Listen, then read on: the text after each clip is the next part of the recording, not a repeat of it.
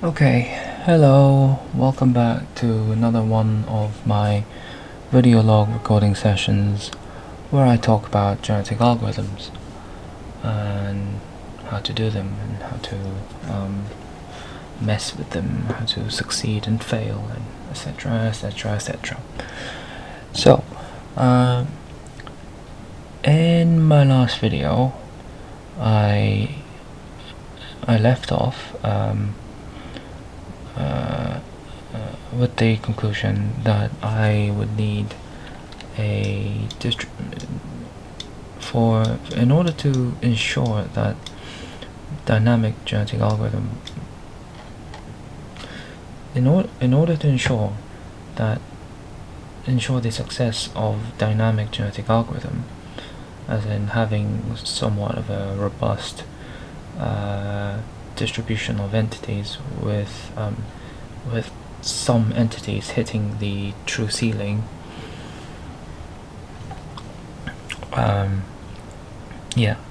The true ceiling, and so that the entire distribution is not that much skewed.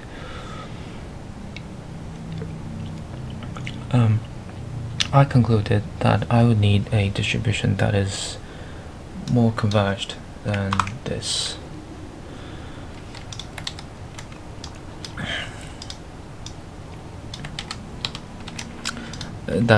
A distribution that a combination of learn rate and a combination of learn rate method and candidacy method and a candidate percentage that would give me a distribution that is more converged than this. In other words, a distribution that looks something like this, or something like this, or something like this, where this blue line is the true ceiling. So I would need a distribution that looks something like this, or even this, something like that. So anything more converged than this should be fine. And in doing so, I tested a few other combinations, and I did find the right one. I did find some combinations that got me what I wanted, but in the next thing I did, after having found that, before the last video, but still after finding the initial combination of learn rate methods and candidate methods and candidate percentage, namely it was the LR method was LR CNAD M. Why is everything so big? Let me get 48. Yeah, and the candidate percentage was propo tail and XP tail and 0.2. This is this, but the thing that worked was 0.5, so this needed to be changed. So anything that's higher than this would give me that, and the shape of the distribution for this setting, I'll just show it as a reminder, was tail.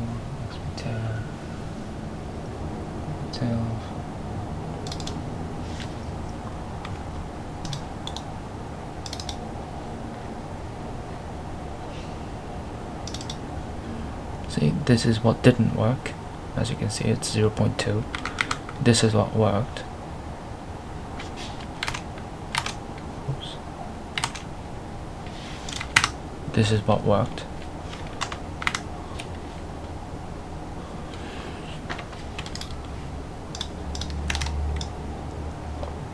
So you can see that it's a bit more converged, and yeah, so this is one of the settings that I found that works. But after that I tried a few more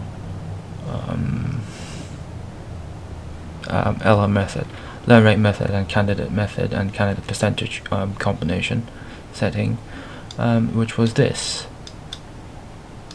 one, where the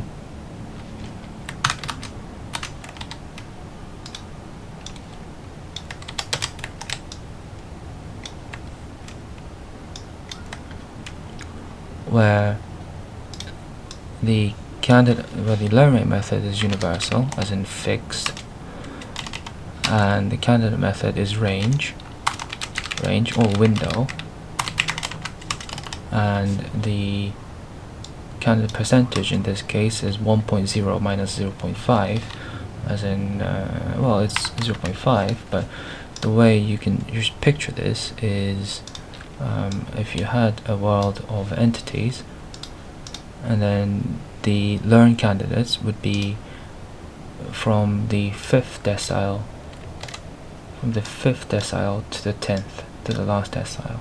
So in other words, the bottom half get to be chosen as candidates for learning, and that gives us this nice pointy distribution. And I'll show the results, and this is the distribution, the the shape of the final distribution,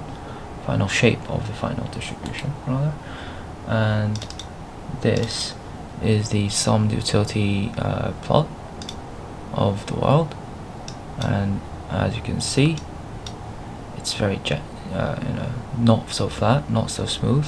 It's very jagged, and the maximum ever was only 1520.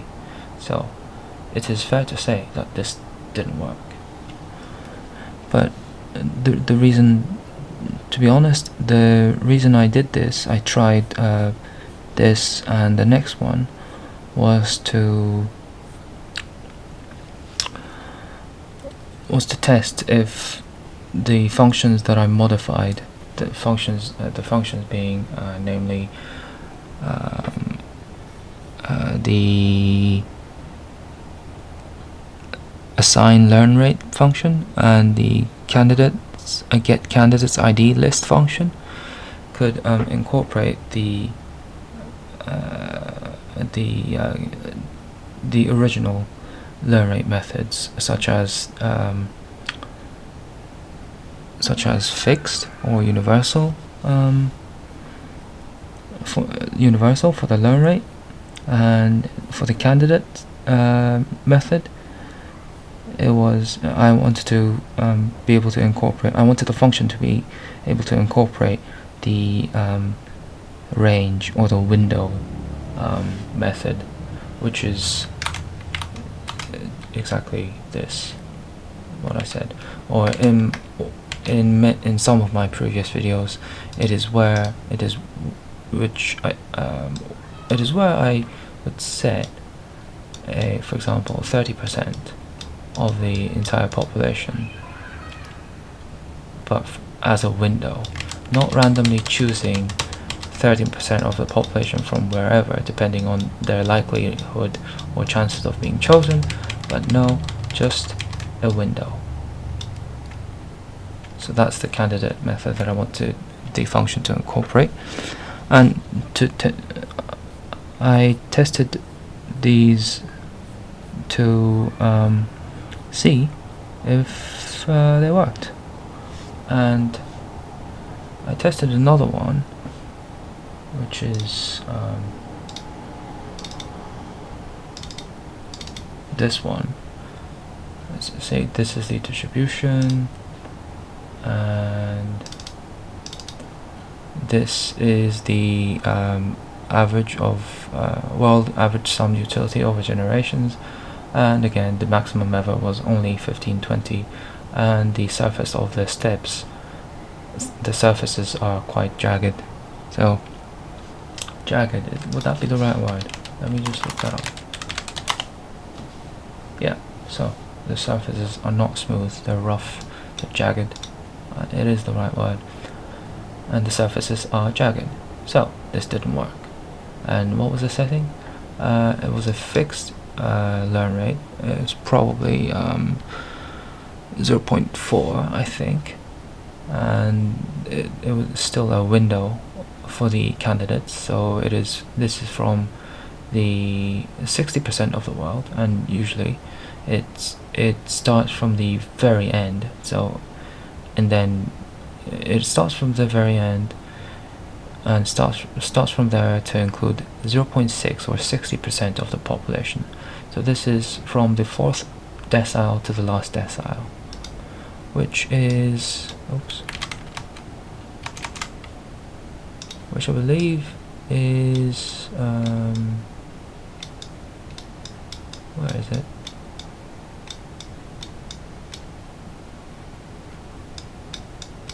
Hello.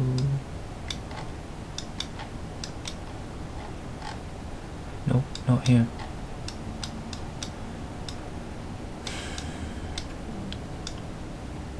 Which I believe is almost, it's not shown here, but which I believe is almost as pointy as this one. So I suppose it would still be pointy, but it would kind of shift to the right a bit, given the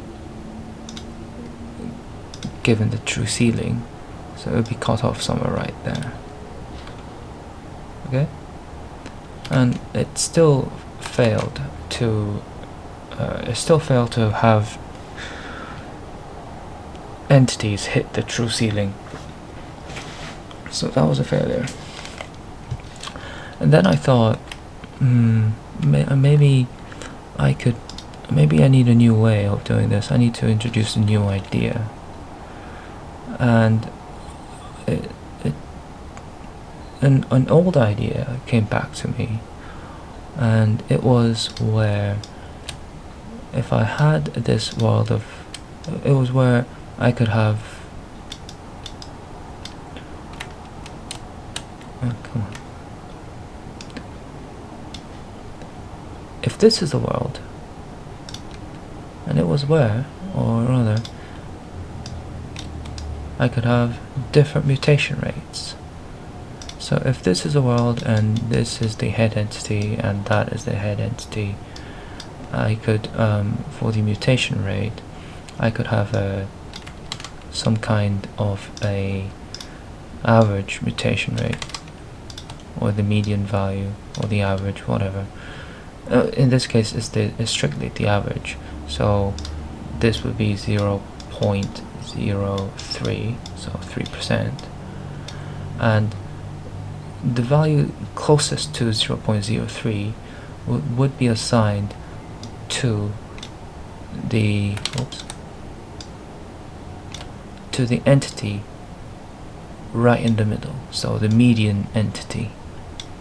It could sometimes be 0.032 or 0.030245 or something like that, or it could be exactly 0.03. However, the point here is that the tail entity would have something, the plot for the mutations. So let me just put that. This is the mutation rate, and the plot for this would look something like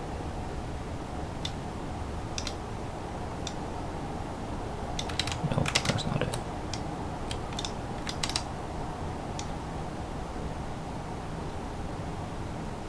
Would look something like this, where this is close to 0 this is almost 0, and this point is 0.06, so double the original mutation rate. So if you are the head entity, it is very unlikely for you to mutate out of existence, mutate in order to be struck out. The only danger, the only risk that you have is being limited out of the population just by sheer luck or just by sheer misfortune. And if you were the tail entity, then you would have 0.06 or 6% chance of mutating for every gene in your chromosome. This is also on top of every other procedure or process within one generation of evolution. So you would mutate and then also get to learn if you're chosen, and if you're unlucky, just because of your very recent mutation, you could be struck out. You could just go over the maximum constraint and become struck out. But since you are the tail entity, it is very likely that that is not the case. So I put in some additional lines of code to apply this, and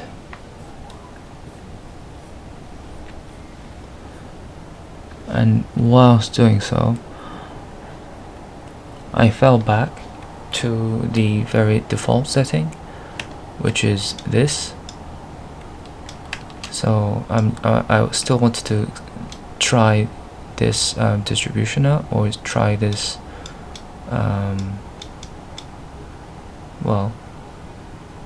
combo again. So that's what I did.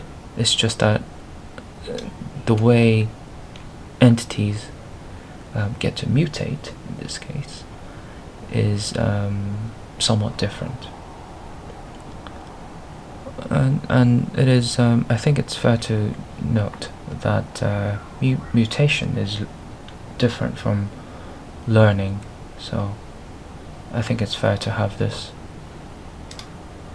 And here are the plots.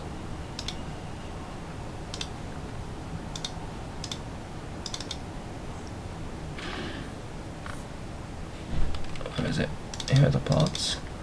This is the entity distribution plot, and yeah, and this is the world summed utility plot, and we can see finally that we do get entities that hit the 1540, the true ceiling, and even when each era is 100 generations long. But one thing to note here is something different here.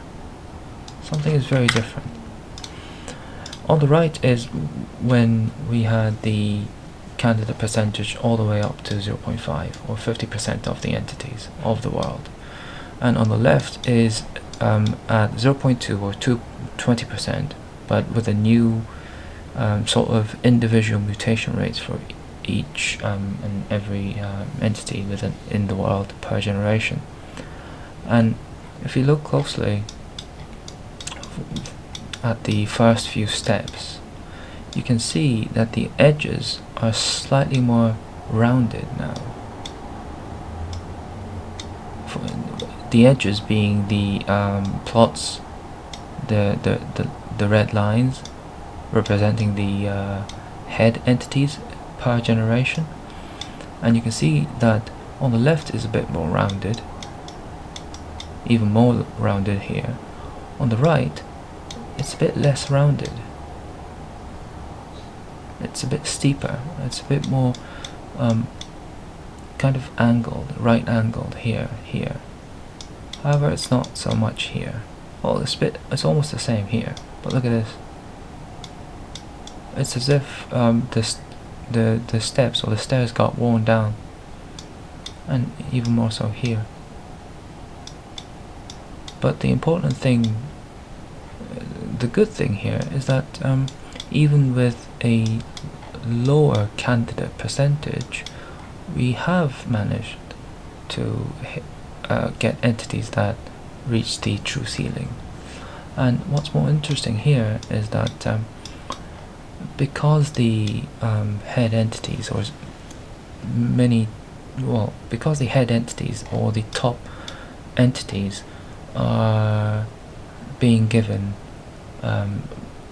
significantly lower mutation rates, the head entities sort of stay there all the time. They rarely ever get struck out of existence or become struck out because they mutated over the maximum constraint. Whereas here it's more jagged, because the moment an entity hits the true ceiling, the only way it can go is down or up and above the maximum constraint and become struck out. So here we have a more somewhat permanent head. In a way, this is like this is like that procreate function where the head entity got to duplicate itself onto the next generation, except that in this case the head entity did not duplicate itself. It just enjoyed enjoyed the benefits of being one of the top something percent entities, or in this case the top 0%, or the head entity. The entities enjoyed that, and they were able to remain as the head. I don't know if the heads here were still the same heads there, but that's how it was. So, and I have very often said that I would like to, or it was also kind of quite hinted that I wanted to ensure that,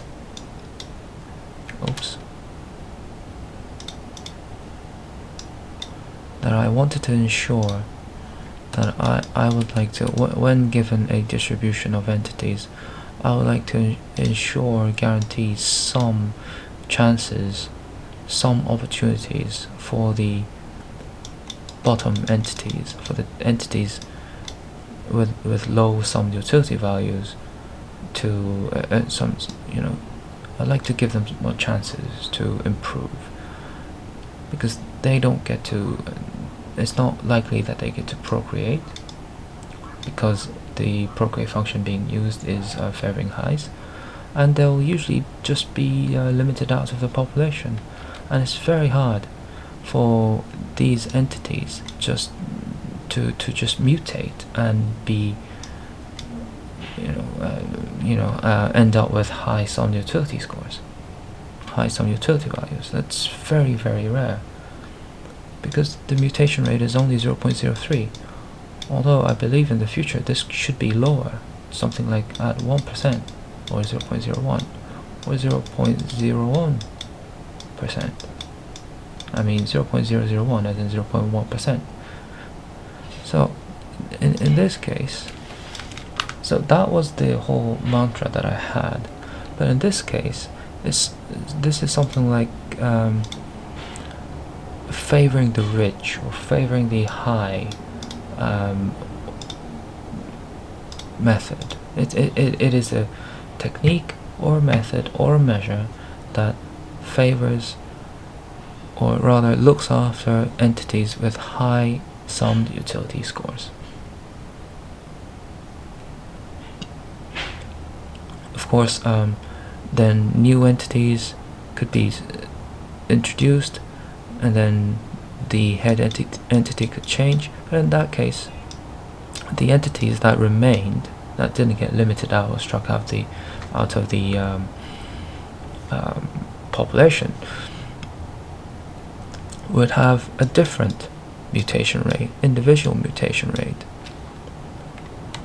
in the next generation, in that generation. So this one kind of, this whole measure kind of works in favor of both the tail entity and the head entity, or the entities high up at the top or low at the bottom, and kind of the same for the entities around the median.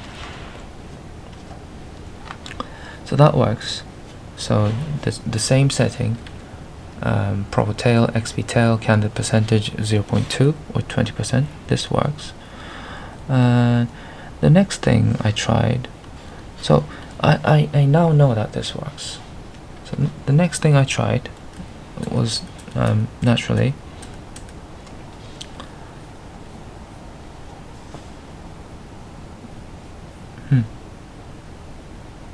yep. Hold on. The next thing I tried was where I could use the same concept, but in this case, the entire mutation rate. The mutation rate could be made up of two things, or is a sum of two things. Mutation rate equals the base mutation rate is the base mutation rate plus the individual mutation rate. So, for example, the base mutation rate could be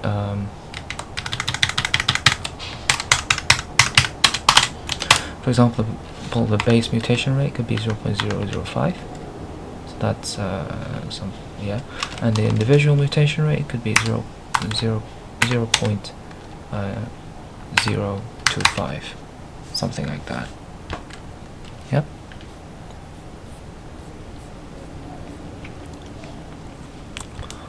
Or it could be something like 1, and then this could be 2. So I did that, and I think this is the exact value that I used. So we're still mutating it once, mutating every entity once. I say once because, well, there's a reason why I say once, isn't there?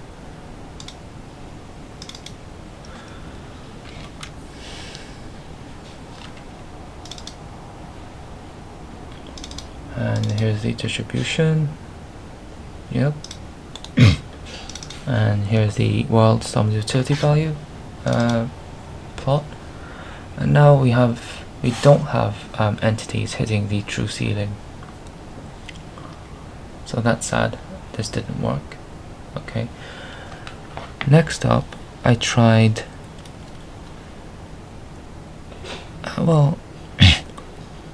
Next two things I tried the same thing but in different order. So the first thing that I did is mutate every entity with the base mutation rate, and then mutate again using the individual mutation rate. And in this case it was the same, like 0.001, 0.01, and for this it was 0.02. When I say 0.02, I mean the median would get the 0.00. The median entity would be set. The mutation rate for the median entity would be set to 0.02. So for the tail entity, it would go all the way up to 0.04. For the head entity, it would go all the way down to 0. But then they still mutated at a base mutation rate of 0.01 or 1%. And when I did that, this this is the world entity distribution that I got, and here we go again. The maximum ever was 15.25, so no true ceiling there.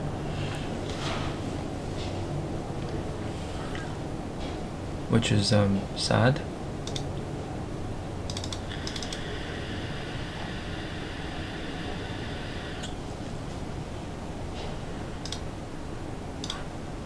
Yeah. So this didn't work. So the next thing I did, I told you there would be two. So the next thing I did was switch this around. First, I would have the entities mutate according to their individual mutation rate, and then have the entities mutate again, have all the entities mutate again, using the base mutation rate. And for that, here's the world entity distribution.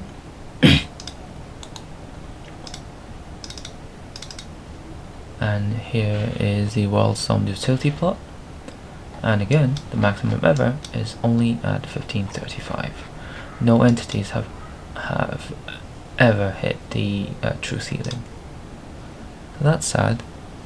And then I went back to the setting that worked, which was just using this only. So mutate once only, but using this setting where entities would be assigned individual mutation rates according to their rank in the world. The tail entity would get the highest mutation rate, and the head entity would get the lowest mutation rate, which is usually 0 or very, very, very close to 0, with the median entity getting the original 0.003 or 3%. And I reran with the same setting again because I wanted to check if it was a fluke.